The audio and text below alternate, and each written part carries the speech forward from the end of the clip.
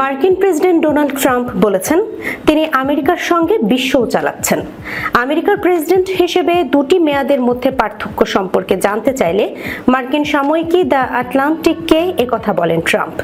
সাক্ষাৎকারে ট্রাম্প গর্ব করে বলেন, প্রথম মেয়াদে আমার দুটি কাজ ছিল, দেশ পরিচালনা করা এবং টিকে থাকা, আর দ্বিতীয় মেয়াদে আমি দেশ এবং গোটা বিশ্বকে পরিচালনা করছি। ট্রাম্প জানান, প্রথমবারের তুলনায় দ্বিতীয় মেয়াদে নিজেকে বেশি শক্তিশালী মনে হচ্ছে তার। প্রশাসনে এবার সমস্ত বিশ্বস্ত লোক রয়েছেন। আগের মেয়াদে কিছু কুটিল লোকজন ছিল। নিজের কাজের কথা ভেবে খুব আনন্দ হচ্ছে বলেও জানান মার্কিন প্রেসিডেন্ট।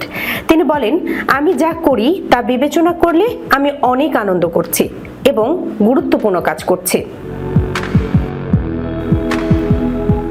বিভিন্ন মিথ্যা দাবি পিছু ছাড়ে না কেন এমন প্রশ্নের জবাবে ট্রাম্প বলেন, আমি একজন সৎ মানুষ এবং আমি আমার সমস্ত হৃদয় দিয়ে এটি বিশ্বাস করি। এজন্য না চাইতেও অনেক কিছুই ঘটে। সম্প্রতি ট্রাম্প সরকারের বড় বিপর্যয় ফাঁস করে দ্য আটলান্টিক।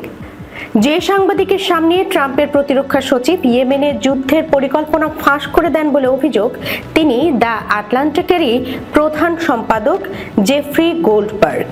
তাই এই সাময়িকীতে ট্রাম্প সাক্ষাৎকার দিতে রাজি হলেন কি করে সেটি নিয়ে নানা জল্পনা চলছে।